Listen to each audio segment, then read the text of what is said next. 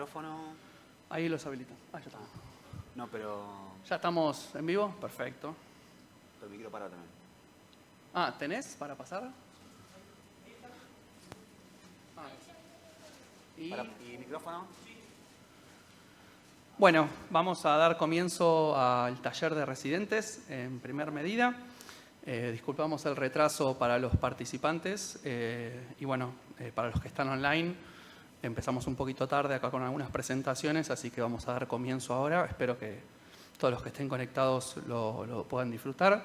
El taller va a quedar grabado, así que después lo vamos a poder difundir a través de distintos medios. Y bueno, vamos a dar la presentación a los dos disertantes.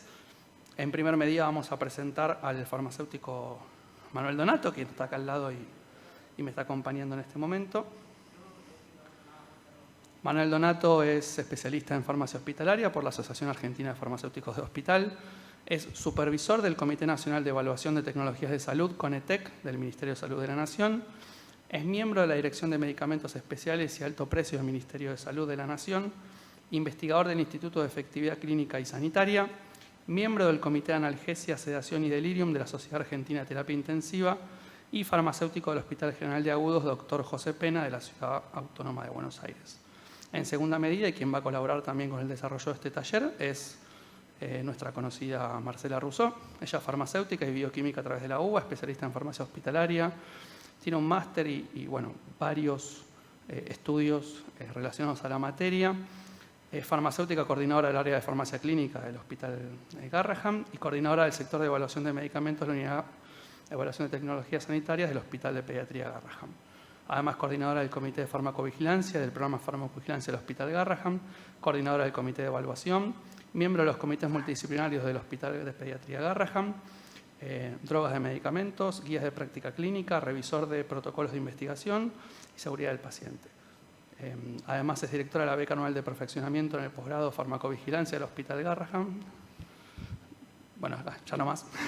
Etcétera. Y bueno, etcétera. Sí, tiene un montón de títulos que los pueden ver en el programa. La verdad que es un honor contar con las dos personas que tenemos acá al lado, profesionales muy reconocidos en nuestro ámbito, que tienen una formación excelente y que armamos este taller para que le enseñen a los que recién se están empezando a formar ciertas herramientas para que puedan desenvolverse mucho mejor en su ámbito en el día a día.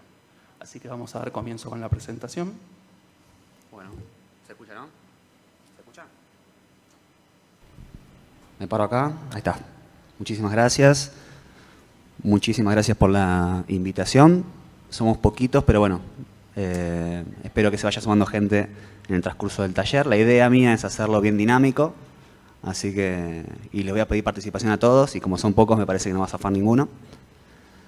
Y la idea, bueno, es terminarla aproximadamente en 45, una hora. Prometo no cansarlos, que ya es prometer mucho a esta altura.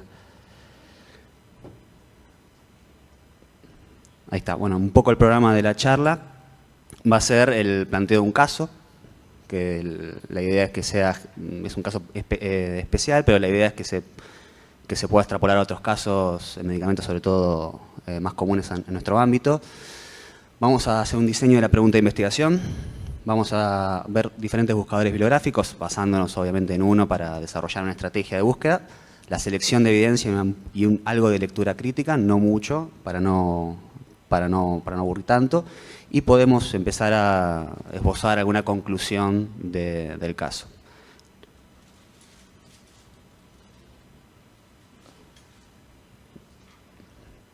Bien. Paciente femenino, 40 años de edad, diagnóstico de migraña episódica, antecedente de utilización de medicamentos para el tratamiento agudo, antiinflamatorios no esteroides, paracetamol, triptanos, antieméticos, ergotamina. También tiene tratamientos preventivos, 2 tratamientos preventivos previos con amitriptilina y topiramato. Actualmente se encuentra con episodios de cefalea, a pesar del tratamiento agudo y preventivo, y por eso va al hospital a consultar. El equipo tratante sugiere la implementación de Erenumab como tratamiento preventivo para reducir los episodios de cefalea. Esta parte la voy rápido porque no es tan importante, pero la idea va a estar fundamentada en las próximas filinas. ¿Qué es la migraña? Es una cefalea primaria, es una enfermedad neurológica crónica caracterizada por el dolor punzante. A menudo se presenta como una cefalea unilateral, se exacerba con actividad física, se asocia otras sintomatologías que aún muchos conocemos porque es una enfermedad muy prevalente. Si no tuvimos nosotros, seguramente tenemos a un colega, un compañero, un familiar que está en tratamiento. Es 3 veces más frecuente en mujeres que en hombres, afecta a mayor frecuencia a personas entre 15 y 50 años de edad. Y bueno, hay una encuesta, no hay muchos datos epidemiológicos, acá rescaté una encuesta que se hizo en Argentina y aproximadamente el 53% de los pacientes respondieron con una sintomatología que es asociada a migraña. Se puede decir que eso se puede extrapolar a la población. El tratamiento, tenemos 2 formas de tratamiento, el tratamiento agudo y el tratamiento preventivo. El tratamiento agudo, la mayoría ya lo conocemos, va al inicio de la sintomatología, abarca el uso de analgésicos simples, antiinflamatorios, lo que dije antes, triptanos, todos estos ejemplos. La idea de estos tratamientos es, obviamente, aplacar rápidamente la sintomatología, pero también sabemos que el abuso, el sobreuso y el abuso de estos tratamientos también puede dar cefaleas de rebote a estos tratamientos, así que la idea también es empezar a disminuirlos. Porque por este motivo se crean los tratamientos preventivos. Los tratamientos preventivos se centran en evitar los desenlaces de la migraña, minimizando el uso de medicamentos para el dolor de cabeza agudo, evitando la cefalea del sobreuso de estos, y las intervenciones preventivas pueden incluir sola o combinadas simultáneas con otras terapias que no son farmacológicas. La terapia preventiva está indicada tanto en pacientes con migraña episódica y migraña crónica. Me tomo un poquito de agua.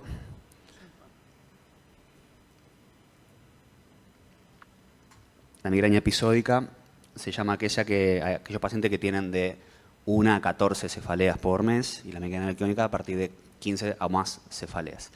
Acá no hice esta distinción entre migraña crónica y episódica porque el tratamiento se indica a las dos subpoblaciones. Eso es independiente. El médico puede pensar que, si bien la paciente tiene migraña episódica, capaz que esas migrañas le generan un deterioro en la calidad de vida, o son demasiadas, o también son muy frecuentes, pueden ser migrañas episódicas frecuentes. Entonces la indicación del erenumab, como otros tratamientos, los nuevos MAB, se pueden dar en las dos subpoblaciones. Entonces el caso es, viene un médico, viene una médica y nos pide erenumab, ¿no? Para indicárselo al paciente.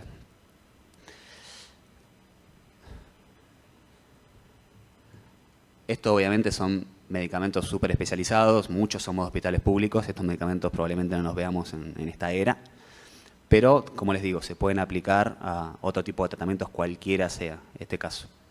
Entonces en la farmacia nos empezamos a preguntar, ¿no tenemos alguna alternativa terapéutica dentro de nuestro hospital? ¿Lo incorporamos al vademecum? ¿Qué hacemos? ¿Lo compramos a un solo paciente nada más? ¿O tratamos de incorporar eso al vademecum, o si somos de una obra social, a la cartilla de prestaciones de la obra social? ¿Lo incorporamos para un solo paciente? ¿Sirve? ¿No sirve?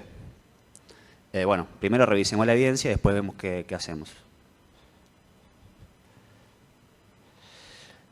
Bueno, el erenumab es un anticuerpo monoclonal que inhibe la recepción del péptiro relacionado con el gen de la calcitonina. Acá no quiero aburrirlos mucho, pero la calcitonina, el aumento de la calcitonina en la circulación, en el espacio presináptico, aumenta la sintomatología que hoy en día vemos para la cefalea.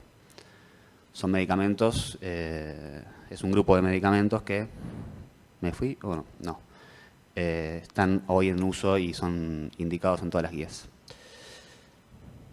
Bien, fuente de información. Bueno, primero, antes de desarrollar la pregunta de investigación, tenemos que dar un poco de backup, tenemos que ver si ese medicamento está indicado en esa indicación, si no, como les describí antes, cómo se trata esa patología, qué otros medicamentos puedo tener como alternativas terapéuticas. Como recomendación mía, yo uso el Trip Database, que es un metabuscador para guías, para evaluación de tecnología, para ensayos clínicos. NICE siempre es una buena opción en Reino Unido. GuíaES, que son las guías de España que se publican en esa página. Y sepan también que el Ministerio de Salud, en la Dirección Nacional de Calidad, tiene el desarrollo de algunas guías de alta calidad. Así que son pocas, pero siempre es recomendable revisarlas. Bueno, Es muy chiquito esto. Pero bueno, más o menos revisando NICE y revisando la Sociedad Neurológica Argentina, vemos que el tratamiento se indica tanto para episódicos o crónicos. Los pacientes deben tener por lo menos 3 tratamientos previos preventivos. Creo que NICE pone 2 y la Sociedad Neurológica Argentina pone 3. Y como criterios de continuación piden que de 6 a 12 meses el paciente tenga respuesta. Si no tiene respuesta, el tratamiento se quita. La respuesta está medida como la reducción del 50% de las cefaleas mensuales del paciente. Entonces, bueno, vemos que las guías, tanto en países de altos ingresos como el NICE de Reino Unido, como en Argentina, el tratamiento, digamos, es una opción terapéutica. Bueno, ahora podemos desarrollar la pregunta de investigación, la pregunta pico. La pico, la población... Mati, vos diciéndome si hay preguntas. Sí. Porque hay poca gente acá, digo. Población, cualquier pregunta otra cosa que no dije, me quieren interrumpir en cualquier momento, bienvenido sea. Yo me voy anotando algunas preguntitas. Dale. La población, pacientes con indicación de prevención. Acá no hago una disquisición entre pacientes con migraña episódica o crónica porque la indicación es independientemente para las dos. Así que paciente que requiera ese tratamiento o tenga indicación de ese tratamiento, la intervención va a ser Inumab. El comparador son todos los fármacos que hoy en día conocemos que son de alto uso. Todos esos fármacos se usan no de forma aguda, sino de forma preventiva.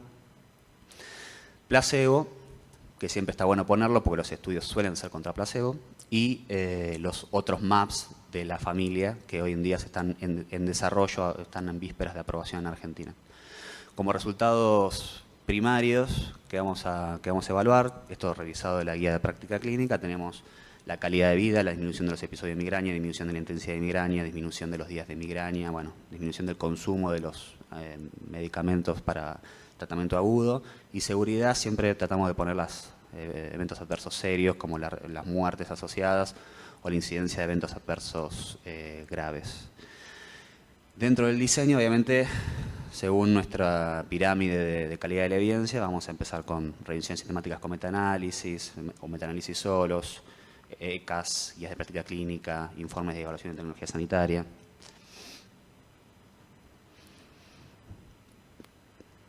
Todo esto que le estoy diciendo es lo que tendríamos que hacer cada vez que se nos presenta este problema, independientemente de la molécula que sea. Este es el mecanismo de razonamiento que tenemos que tener a partir de querer ver si queremos incluir o no incluir un tratamiento dentro de nuestra prestación. Por eso le digo que se puede extrapolar a otras indicaciones. Como les dije, la pirámide, siempre la idea es empezar de arriba para abajo, agarrar la evidencia de mejor calidad disponible. Probablemente vayamos al médico, el médico no nos dé la mejor evidencia de calidad disponible, sino el estudio pivotal del tratamiento que nos puede decir muy poco. Y como pueden ver, la mayoría de los casos tenemos guías de prácticas clínicas no basadas en evidencia, consensos u opiniones de expertos, como la guía de la Sociedad Neurológica Argentina. Son los insumos que menos certeza nos presentan para responder la pregunta de investigación. Bien, fuente de información. Imagino que todos ya saben o han utilizado estas herramientas. Tenemos PubMed, que es la biblioteca de Estados Unidos. Tenemos LILACS, que es la biblioteca de Latinoamérica, que nace, muy poca gente lo usa, pero es una muy buena guía para utilizar. En el momento que PubMed no incluía estudios de Latinoamérica, se crea este buscador. Hoy en día PubMed incluye muchísimas, hace una revisión bastante exhaustiva de Latinoamérica, pero bueno, nunca está de más presentar o buscar en LILACS, sobre todo para estudios no autorizados. Y Cochrane, que es la base de revisiones sistemáticas Cochrane, que también está muy bueno siempre utilizar. Bien, mi idea ahora era presentar un ejemplo rápido de cómo hacer una estrategia de búsqueda para PubMed. Sepan que cada base, cada fuente de información tiene su propia metodología para armar una estrategia de búsqueda y buscar. Mi idea es hacer una revisión muy rápida de un ejemplo para PubMed. Entonces, el resultado va a estar basado en 3 aspectos: la población, intervención y los filtros que utilicemos. La pregunta de investigación, ya sabemos cuál es la eficacia y seguridad del uso de Erenumab para la prevención de migraña. Eso se desprende de la pregunta PICO que les había presentado anteriormente. Entonces, la población. Perdón. Y después está, bueno, aparte de los filtros, tenemos la construcción de la estrategia. Esto para digamos, todas las herramientas que podemos utilizar para desarrollar finalmente la estrategia. Tenemos los términos tesauro, que es el término mayor, es el término unívoco que ese buscador menciona o le da significado a esa palabra, que es indistinto, no se puede utilizar otro buscador, otro término. Los operadores booleanos, que ahora vamos a ver, que nos va a ayudar a construir o a unir la intervención con la población. El truncamiento que se hace a través del asterisco, una vez que ponemos el asterisco, todo lo que viene después, ahora vamos a ver un ejemplo, el buscador lo va a incluir. La búsqueda cruzadas entre campos, esto es, si lo que queremos buscar lo podemos buscar en el título, en el abstract, en el autor, en la revista, en lo que sea. Y la búsqueda de frases. Muchas veces algunas intervenciones o poblaciones están, digamos, definidas como frases. Se me ocurre en este momento, no sé, gripe española. Es una frase, entonces podemos buscar gripe española entre comillas, y nos buscaría exactamente todos los estudios en el campo que nosotros queramos, nos recuperaríamos toda la evidencia en ese contexto. El comillas también sepan que lo pueden usar en Google. Si en Google ponen los operadores booleanos con comillas, también Google les va a dar, les va a recabar esa pregunta, esa respuesta a las preguntas. Los operadores booleanos, no sé si los conocen, pero una vez que ponemos a los miembros de la pregunta, le ponemos AND, nos va a dar todo lo que es la intersección de esos dos términos. Si es OR, nos va a dar todo lo que incluya los dos términos. Y si es NOT, es todo lo primero excluido el segundo término.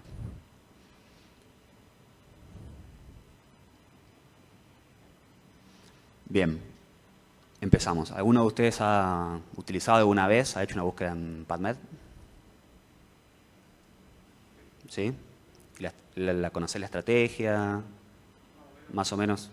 Bueno, está bien. Tímido, Mati, podés hablar tranquilo. Sí. Está bien. ¿Para qué buscaste? Algo de una formulación magistral. Bien, buenísimo. ¿Te sirvió? Sí. Bien. Allá, los chicos, los mayores. Bruno. ¿Residentes? Buscaban más antes. Bien, pero ¿saben armar la estrategia? ¿Han aprendido?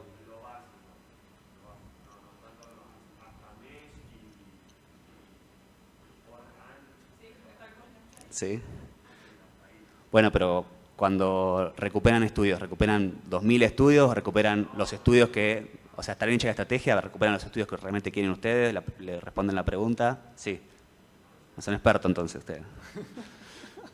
No, un parámetro, digamos, para ver la cantidad, como si estamos haciendo una estrategia, es la cantidad de, no, si la pregunta es específica, que muchas de nuestras preguntas en farmacia son específicas, siempre la recuperación de la cantidad de estudio va a ser baja, digamos. Entonces empezamos con la construcción de la estrategia. Ahí lo que le mostré son los campos a la izquierda que se pueden utilizar y a la derecha, bueno, los operadores booleanos. De todas formas, esto se puede hacer directamente en PubMed, pero yo lo que hago es armar la estrategia en un Word aparte y después la copio y la pego. Para mí es la mejor opción y no me pierdo. Entonces, no sé si se acuerdan, pero siempre tenemos que dividir, cualquier pregunta de investigación en población, intervención, siempre. Entonces, tenemos que hacer la estrategia para la población y la estrategia para la intervención. La población, tenemos pacientes que tienen indicación de tratamiento con medicamentos preventivos. Pongo migraña, obviamente, como pueden ver, se ve chico, por lo menos lo veo yo, espero que después online se vea un poco más grande. En el término izquierda y el de superior izquierdo tienen el mesh. O sea, lo primero que tenemos que buscar es la definición, el término mesh para en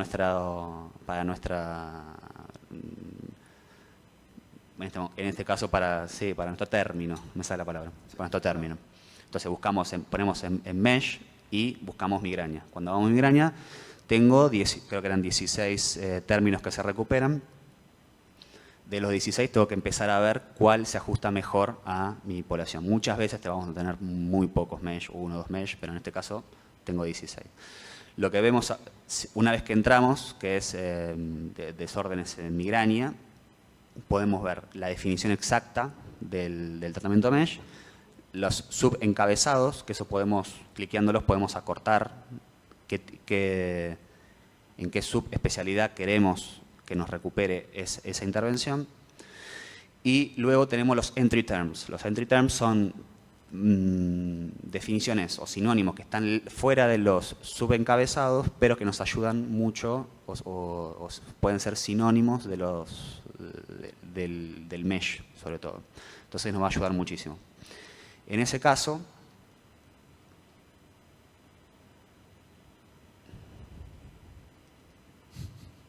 ahí va. Si tengo que poner toda la estrategia, sería todo lo de arriba.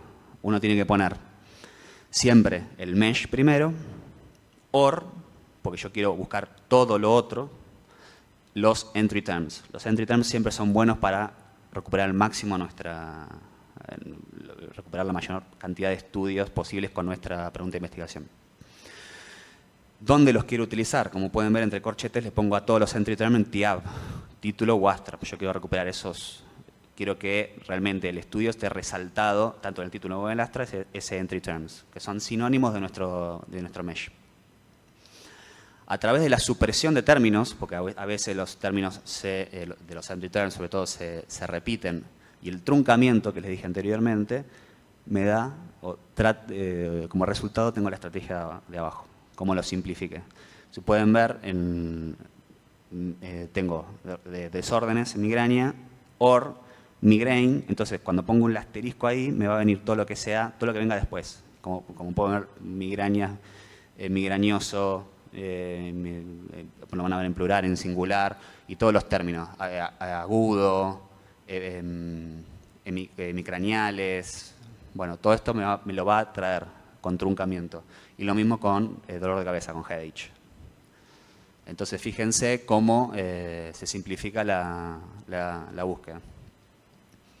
Bien, ya tenemos nuestra población. Como les digo, yo lo que hago es esa población, esa estrategia la copio, la pongo en un Word y voy armando el PubMed. Para mí es la mejor estrategia. Ahora vamos a Erenumab, que también la buscamos con su término mesh.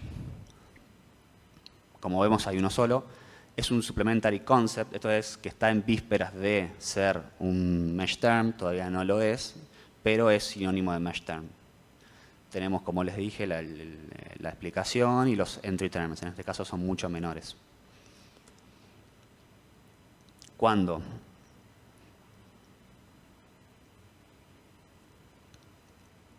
armamos la estrategia, tenemos el término mesh y los entry terms, y bueno, por ejemplo, en este caso había entry terms que a mí no me interesaban, que son los otros fármacos del grupo farmacológico. En ese caso yo no quería recuperar, yo solamente quería recuperar estudios con Erenumab. Entonces me queda de esta forma la intervención. Como les digo, una vez que los uno, fíjense que la intervención y la población las uno a través de un AND, me va a dar todos los estudios que haya la intersección entre la población y la intervención. Cuando la pongo en PubMed y busco, me da un total de, ya ni leo, pero son como 300 estudios, ¿no? Más o menos. Bueno, ahora juegan, yo puedo hablar de los 300 estudios, si es una revisión sistemática tranquilamente, pero si quiero hacer una respuesta rápida, mi idea es empezar a utilizar los filtros. Los filtros son mi otro gran aliado para recuperar estudios.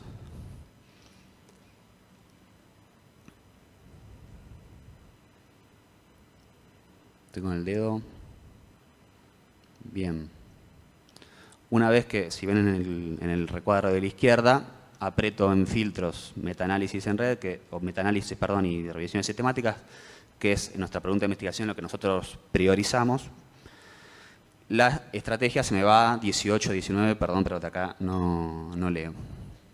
Entonces simplificamos bastante la cantidad de estudios que tenemos que leer. También sepan que, por ejemplo, en la izquierda, en el gráfico de barras, son la cantidad de años, entonces también se puede ver por año. Esto nos sirve mucho cuando las revisiones sistemáticas van hasta una determinada fecha de búsqueda. Si queremos actualizar esa revisión sistemática, podemos poner a partir de esa fecha de búsqueda. Sobre todo sirve para esa parte. Pero, bueno, la verdad que de 300 a 16, 18, como decía ahí, es fácilmente leíble. Bien, llegamos, agarramos nuestros estudios y empezamos a ver que no existen comparaciones directas. O sea, acuérdense que la comparación de nuestra pico eran placebo podía ser tranquilamente, pero también queremos saber qué tan superiores son a los tratamientos actuales, que encima son de bajo costo y seguramente los tenemos en el hospital. Bueno, no existen. No existen en este tipo de patologías como no existen en ninguna. O sea, muy pocas veces vamos a ver estudios que comparen cabeza a cabeza moléculas que nos interesen. Una salida de eso son las comparaciones indirectas, que justo en este caso no hay comparaciones indirectas entre tratamientos, entonces tampoco podría responder esa pregunta. En el caso de la pregunta si son superiores a otros tratamientos que se utilicen como preventivos, no puedo responderlo eso. Y elijo estos dos estudios. Uno de los estudios, ¿por qué elijo dos? Por los desenlaces que evalúan cada uno. El primero evalúa desenlaces que nos parecían que eran los relevantes, que era la reducción de migrañas o cefaleas mensuales, que eso es el desenlace más importante para nosotros. Y la segunda revisión utiliza sobre todo la calidad de vida asociada a esas cefaleas. Entonces son con estas dos revisiones sistemáticas cubro el 100% de los desenlaces que yo había priorizado en su momento y que yo creo que son relevantes.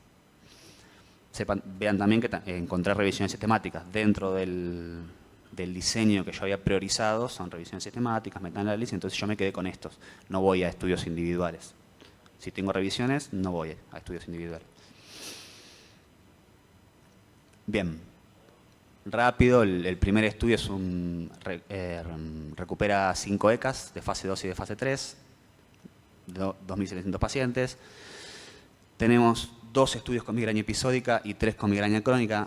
Esta revisión no hace una disquisición, como les digo, entre las dos migrañas, hace un pool de pacientes y los reporta pooleados. Los pacientes se dan con fallas a 2 clases de tratamientos previos para prevención de migraña y 2 estudios permitieron la combinación de tratamientos preventivos. Se ajustan mucho a nuestra población de nuestro caso. Nuestro caso tenía ya fallo a otro tratamiento. Entonces es una población que se ajusta a nuestra pregunta de investigación. Esto siempre es muy importante verlo. La edad media también es muy parecida y bueno, se sabe que en mujeres es mucho más prevalente que en los hombres. Los pacientes con migraña episódica tenían una media de 8 días de migraña mensuales y tenían un consumo de 3,9 días de medicamentos específicos para el tratamiento agudo de la migraña.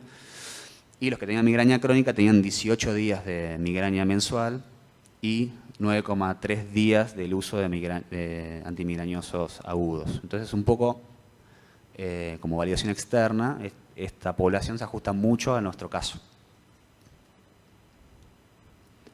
Si no se ajusta a nuestro caso, sepan que es un criterio de exclusión de ese estudio.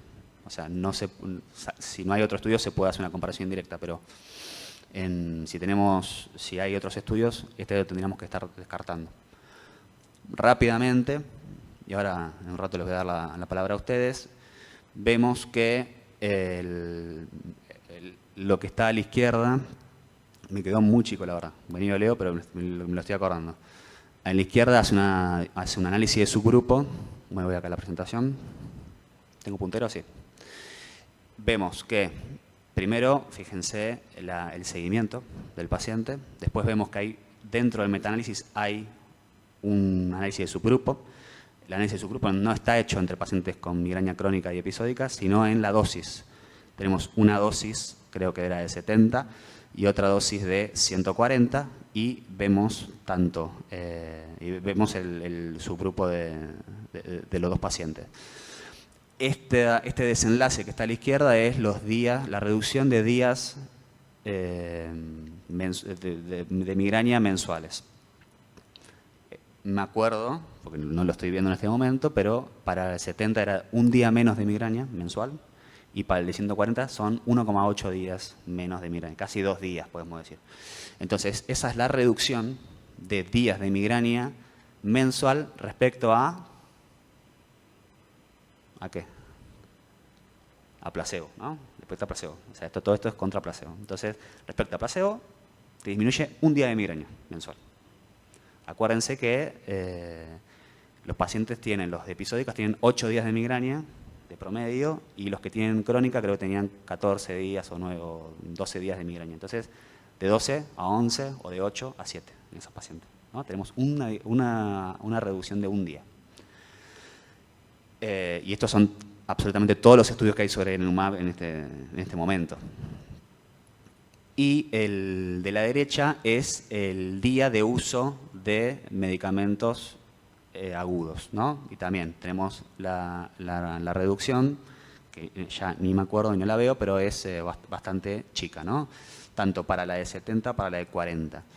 Otra cosa a decir que la Sociedad Neurológica Argentina, que lo pasé muy rápido, el consenso recomendaba la dosis de 140 por sobre la de 70.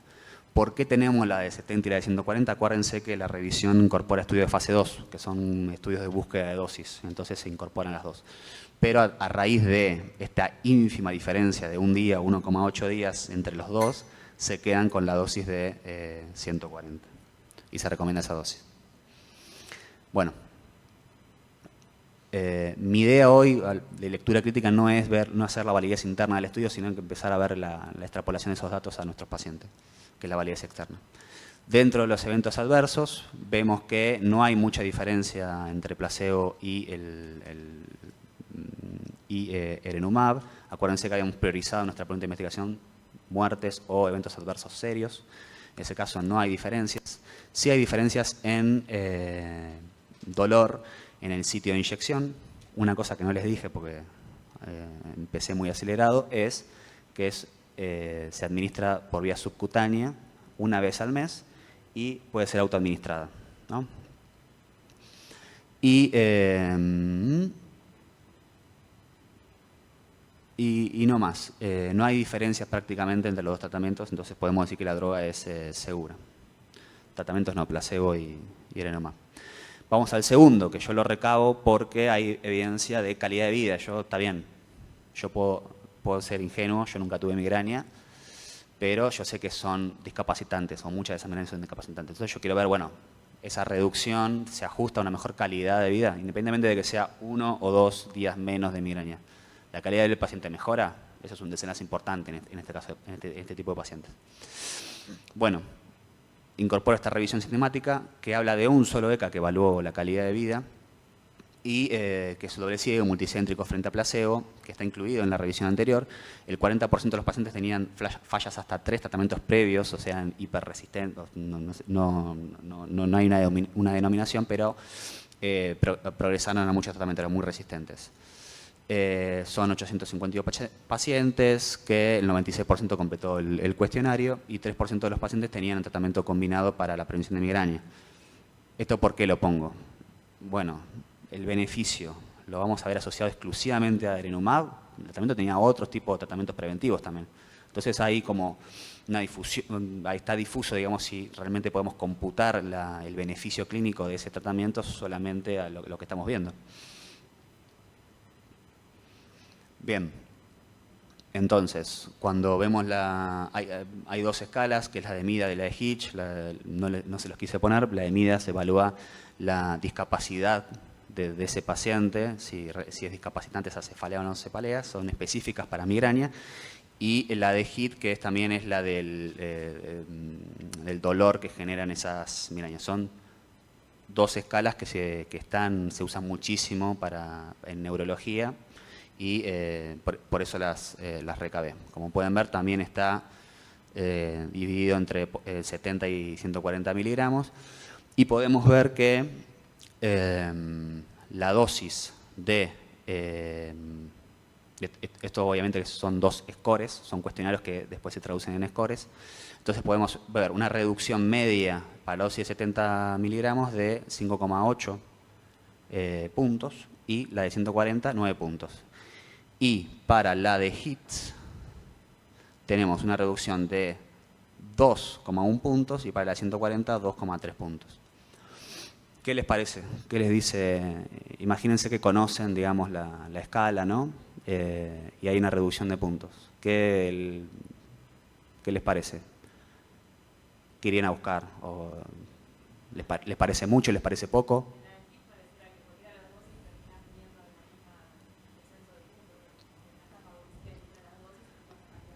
Sí, la de 140 la podemos, digamos, priorizar por otros desenlaces, no por esa escala. Eso es así, sí, seguro. En ese caso no hay diferencia, está buenísimo, pero por ejemplo, la reducción de puntos le dice algo. Imagínense que sepan cuáles son los puntos mínimos, máximos, que no se los voy a decir porque va a embarullar. Pero les parece, por ejemplo, que ese descenso es relevante, no es relevante. Querían a buscar, por ejemplo, para saber si es relevante o no es relevante. Esto funciona con escalas muchas veces, pero también para desenlaces que son relevantes, pero no se traducen, digamos, en si sabemos que hay una reducción significativa para ese desenlace. Pero A los que están conectados en streaming, si también quieren hacer preguntas, seguir aportando, digamos, a las preguntas que va haciendo Manuel, son bienvenidos a que las vayan haciendo a través de la presentación que pueden ver con el video, ¿sí? Donde abajo tienen el espacio para hacer preguntas y que nosotros podemos ir contestándolas y haciendo un poco más dinámica toda la presentación. Gracias, Mati. Otra cosa que no les mencioné, capaz que para una pista más, ahora que se me prende la lamparita, como podemos ver, acuérdense que esto es frente a placebo, son las dos dosis frente a placebo, y podemos ver que hay una significancia estadística. Los dos, el P es menor a 0,05, ¿no? Que es nuestra significancia, o cuánto le damos al azar de probabilidad para esa intervención, y vemos que en todos los casos es estadísticamente relevante. O sea, el descenso para los dos scores respecto a placebo es estadísticamente relevante. Y ya pasando al tema, es la diferencia clínicamente relevante. Entonces tenemos dos aspectos. Tenemos la diferencia estadísticamente relevante o la significancia estadística y también la significancia clínica, que son dos cosas totalmente diferentes. Entonces, esa reducción en puntos, yo no sé si es mucho, poco. O sea, capaz que estadísticamente es relevante, pero clínicamente es relevante que el paciente descienda esa cantidad de puntos.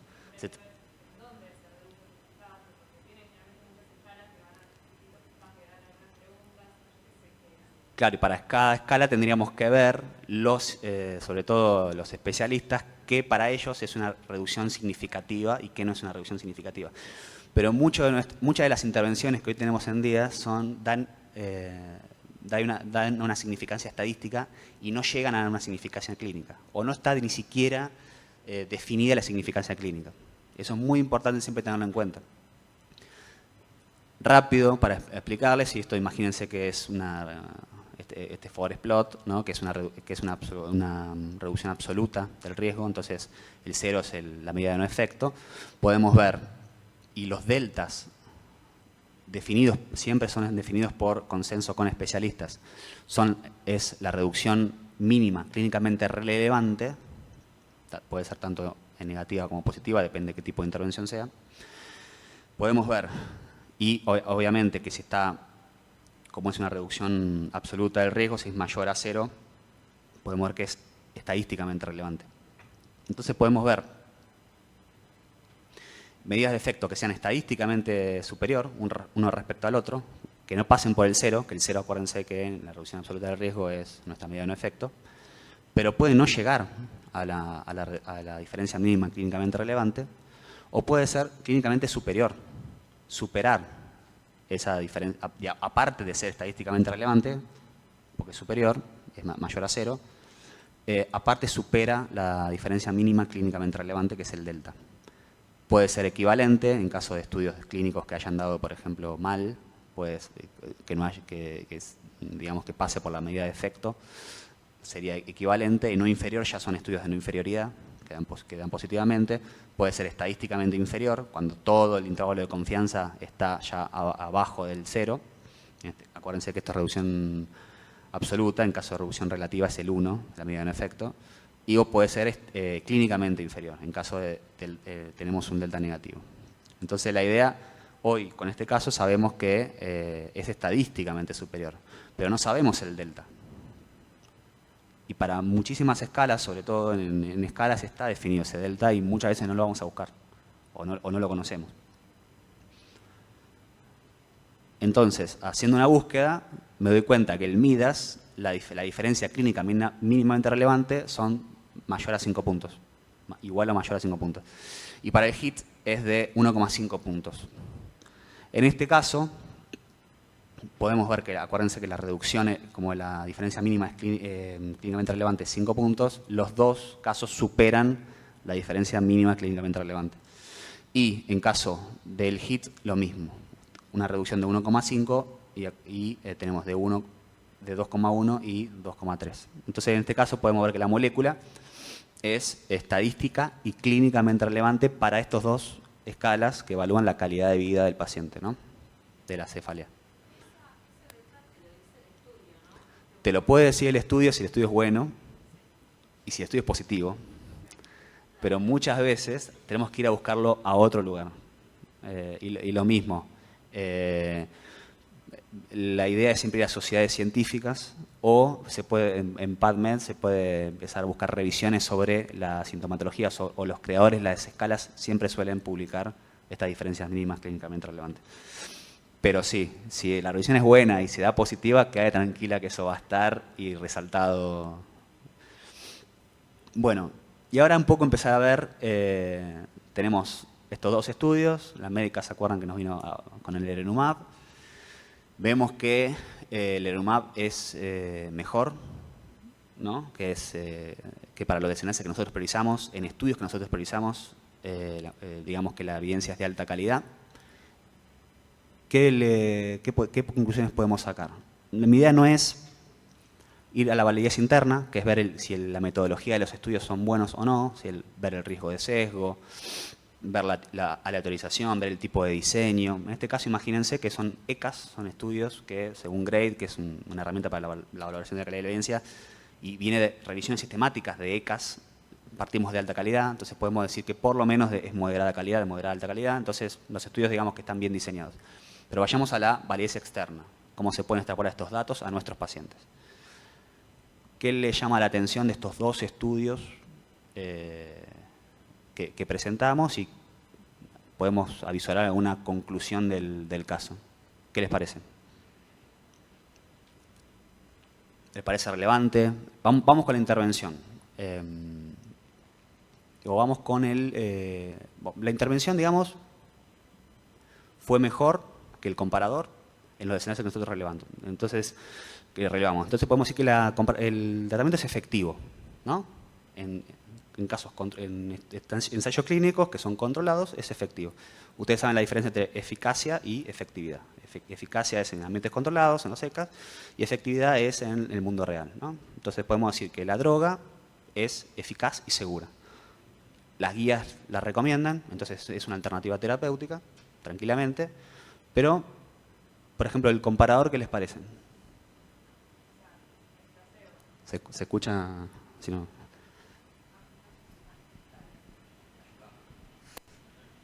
No, que el problema con el comparador es que es siempre placebo. No estamos comparando con la primera línea que tenemos actualmente disponible. Y eso nos resta. Buenísimo. ¿Alguien quiere decir algo más? Por ejemplo, ¿le dirían a la médica de incluirlo, el tratamiento?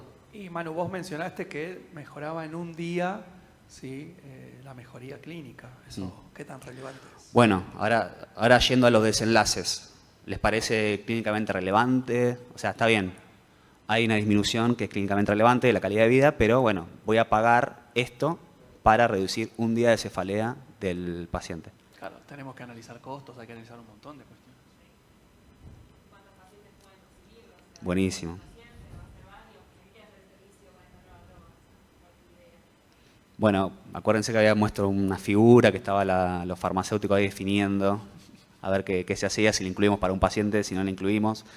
Entonces vemos que la evidencia, si bien es muy buena, es de alta calidad, que pasa con la mayoría de los tratamientos que vamos a ver, realmente la validez externa o la posibilidad de extrapolar nuestro contexto, bueno, la hace bastante difícil, ¿no?, de implementar. Entonces, y acá hay algo que, bueno, que yo pregono y es lo que yo hago, que para mí es la mejor forma de tomar una decisión en salud, que es la evaluación de tecnología sanitaria. El objetivo de las evaluaciones de tecnología sanitaria, voy a decir ETS a partir de ahora, es proveer una decisión informada basada en evidencia que sea accesible, fácil de utilizar, con el fin de guiar las decisiones sobre el uso y difusión de las tecnologías sanitarias y la asignación eficiente de recursos. Decimos que las evaluaciones de tecnologías sanitarias, que van a analizar otros aspectos más que los que acabamos de ver en los estudios, es la mejor forma o es un puente entre la evidencia científica y la toma de decisiones. Es el mejor puente que se puede tomar entre esos dos ciudades. ¿Qué niveles de decisión influyen las evaluaciones de tecnología sanitaria? Bueno, a nivel macro y meso. O sea, macro sería una política pública, por ejemplo, vacunación a nivel nacional, o meso sería nuestro hospital. El micro es el médico tomando la decisión de qué tratamiento darle al paciente, como en nuestro caso el Erenumab. Vino en la médica y yo le quiero dar Erenumab. No me importa la ETS. La ETS a mí no me influye. O sea, yo quiero saber si puedo darle a este paciente este tratamiento. La micro se fundamenta en evidencia primaria, en todo lo que acabamos de ver, en recomendaciones de sociedades científicas. O sea, acabamos de decir que con estos dos estudios, que son de alta calidad, que yo no se lo daría al paciente. Pero, sin embargo, las guías de práctica clínica lo recomiendan como una alternativa terapéutica. Entonces, el médico se va a basar en esa evidencia para tomar una decisión.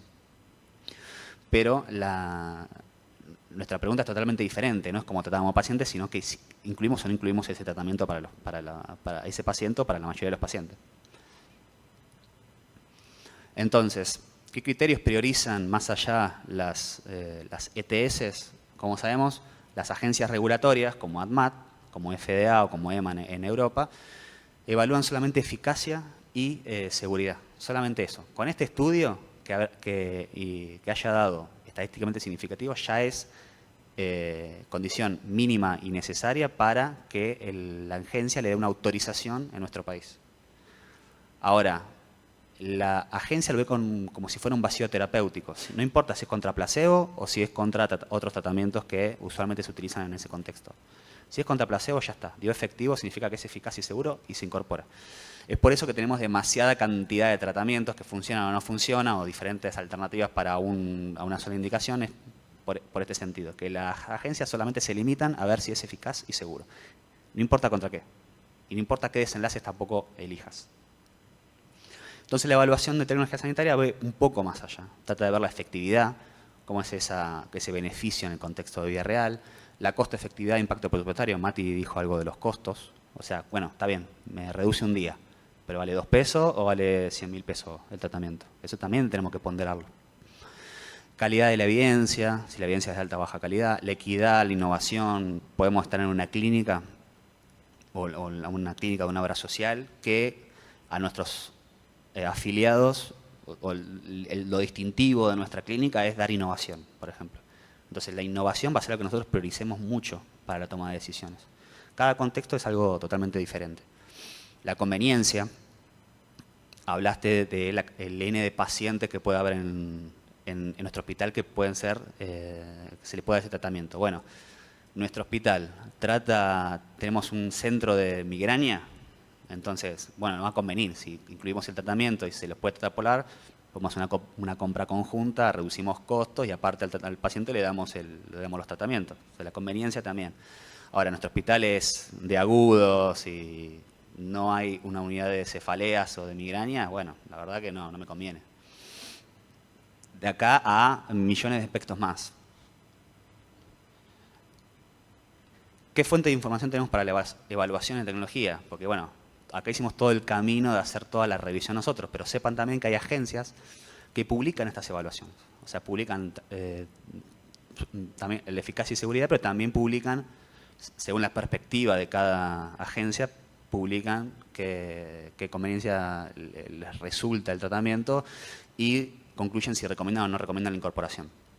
Entonces, bueno, tenemos CONETEC, que es la agencia que yo estoy supervisando en este momento, el Ministerio de Salud, el Instituto de Efectividad Clínica y Sanitaria, Redarets, el Grupo Génesis, que va a dar una charla, o ya la dio la charla acá en el Congreso, del Grupo Español.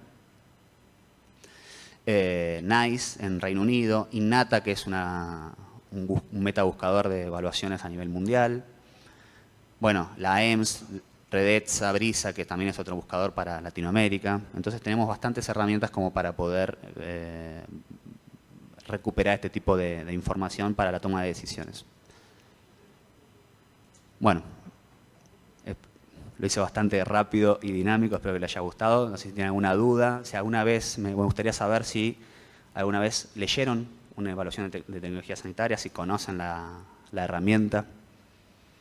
Si alguna vez, muchos de ustedes son residentes, mi primera rotación era por el área de gestión, entonces estas preguntas nos hacíamos usualmente. Capaz que ustedes todavía no rotaron por el área de gestión o su hospital no tiene el área de gestión desarrollada como para rotar, pero quisiera saber si ustedes también han pasado por el área y han tenido que tomar alguna decisión si incorporar o no incorporar un tratamiento.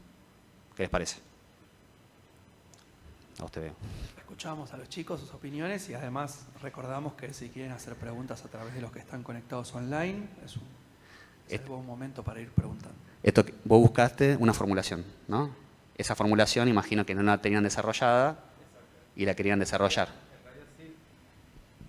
En realidad sí la teníamos desarrollada, pero la búsqueda que hice fue en base a si la podíamos perfeccionar o hacerla de una forma más segura para el paciente. Y bueno, me resultó, y es que hoy por hoy esa formación, dicho sea de paso, era una hidroxiurea en suspensión. Pudimos cambiar la formulación y es mucho más sencilla y es mucho más... el paciente puede suministrarse mucho mejor la fórmula, o sea, se le puede dar mejor la dosis que con la formulación antigua que teníamos nosotros. Eso es una decisión de gestión. No hay evaluación de tecnología sobre, por ejemplo, imagino que tenían todos los excipientes, pero o les faltaba un excipiente, y era una forma más que nada sobre la técnica de cómo utilizarlo. Entonces, no suele haber evaluaciones sobre ese caso, pero bueno, utilizaste una herramienta de gestión y una evaluación que hiciste propia, digamos, para tomar una decisión. Eso está buenísimo. ¿Allá? ¿Alguien? Nosotros no tenemos una rotación por gestión, pero sí en mi rotación por oncología participé en el comité de evaluación para si agregamos o no un medicamento al Vademecum. Sí, estoy en italiano. Y ahí estuvo bueno porque vi como las chicas hacían toda una revisión de un montón de bibliografía, de posicionamiento terapéutico en España, además de un fármaco. O sea, el servicio de oncología propuso un nuevo antiemético y se tuvo que hacer toda la evaluación si era mejor que ondansetron y Dexa y bueno, nada, un montón de cosas, y ahí vi bastante de eso y al final decimos que no. Fue como, no era necesario agregarlo. Sí, algo que no dije también, muchos hospitales tienen comité de farmacia terapéutica, ¿no? Por ejemplo, yo que estuve en un hospital grande no tenía comité de farmacia terapéutica, muchas de las decisiones de cobertura o de inclusión en el Vademecum dependían de farmacia, entonces lo monopolizábamos, pero sí es verdad que si hay un comité de farmacia, aliento a la gente a participar y obviamente usar estas herramientas. Me pasa a mí, buenísimo. Manu, poner en el hospital que yo no tengo comité de farmacia terapéutica, entonces todos los días necesito comprar esto y yo tengo que hacer el análisis de ver si lo compro o no lo compro y si lo pido, si lo pido prestado o no, pues los tiempos también te corren. Es una tarea del farmacéutico que es muy a diaria.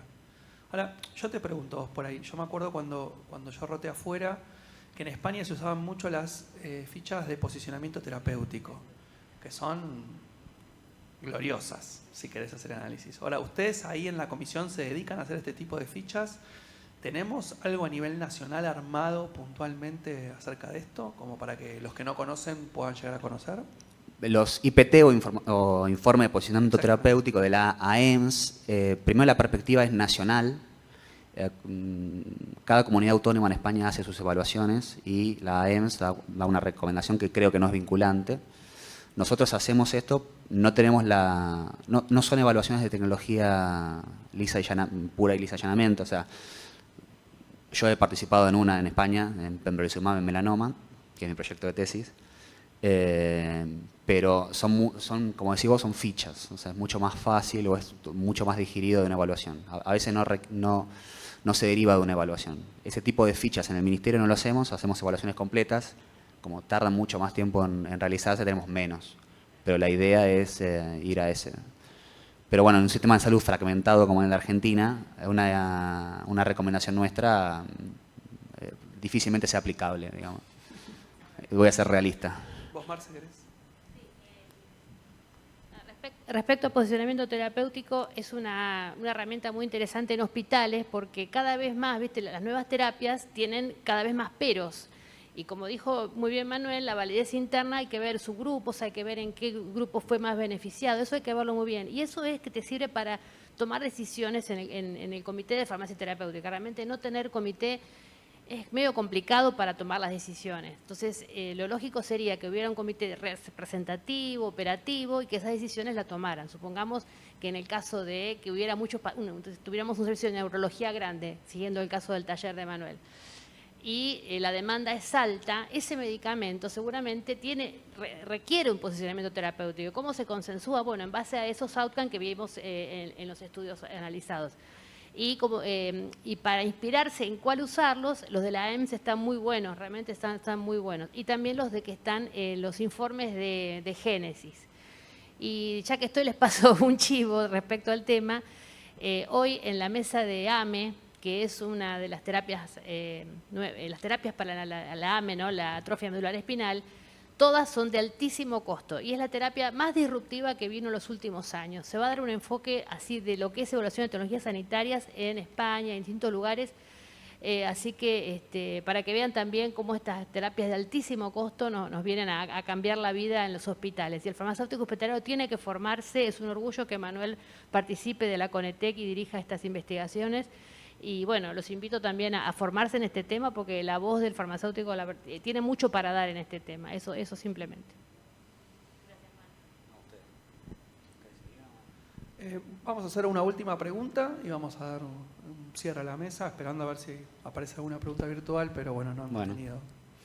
El almuerzo. Por ahí algo que nos pasa mucho en el día a día, cuando uno tiene que hacer un análisis y empezar a revisar guías de práctica clínica, se puede llegar a encontrar que en guías que son reconocidas, por ejemplo las guías de la SAIN o las guías de la NICE, ¿sí? Tienen recomendaciones que son levemente distintas pero que pueden influir, ¿no? ¿Qué cosas por ahí nosotros tenemos que tener en cuenta para tomar una decisión cuando tenemos quizá discrepancias en algunas guías? No sé, abocado por ahí a un tratamiento puntual. Bueno, siguiendo también lo que dijo Marce sobre ver los informes de posicionamiento terapéutico o de Génesis, la perspectiva de esos análisis son totalmente diferentes. O sea, lo que evalúa España a lo que podemos evaluar nosotros es totalmente diferente. Ellos tienen otro sistema de salud, tienen otro presupuesto. Entonces, esas diferencias seguramente están explicadas por este factor. Una clase que vamos a dar ahora también más tarde es un consenso que hicimos en Argentina para la evaluación de sedantes y analgésicos en el contexto de COVID en Argentina, y era porque era tan diferente las recomendaciones a nivel en países de altos ingresos, era tan difícil de hacer en nuestro contexto que tuvimos que hacer un consenso nosotros. Entonces, la diferencia sobre todo radica en ese aspecto. En la recomendación de NICE, las guías de NICE se hacen a partir de evaluaciones de tecnología sanitaria, y lo pasé rápido, pero la condición última que ponía NICE para poder cubrir ese tratamiento es que el laboratorio tendría que hacer una reducción sustancial del precio. Algo que no dije, y ya con esto van a tomar la decisión rápido, cada ampolla, independientemente de la dosis, vale 60.000 pesos en Argentina. Precio de venta al público, ¿no? Después seguramente se puede hacer alguna reducción de costo, pero 60.000 pesos para reducir una cefalea mensual. Y les digo, pasa con esto, sí, prácticamente nuestro salario para reducir una cefalea. Pero bueno, capaz que la persona que tiene esa migraña, capaz que lo paga. Si lo tiene, lo paga. O sea, por eso incorporamos también calidad de vida del paciente, ¿no? Hay que ver todos los aspectos. No hay que quedarse solamente con esta reducción, que encima es contra placebo. O sea, no sabemos si es mejor que los tratamientos que tenemos actualmente. No hay que quedarse con eso, sino bueno, también incluir la perspectiva del paciente. Así que bueno, la mayoría de las diferencias radican en este punto, sobre todo. Bueno, ya gracias. A ustedes. Que un placer haberte tenido, haber compartido todo tu conocimiento con todos los que están conectados y los que están presentes aquí. Vamos a dar cierre a la mesa y bueno, te felicito por todo el trabajo y bueno, muchas gracias por siempre sumar y apoyar y por armar jornadas para residentes donde buscamos que gente formada colabore en la formación de los que recién están empezando, así que es un gusto haberte tenido y muchas Bien. gracias. Gracias a ustedes y sepan que me pueden contactar al mail. Gracias.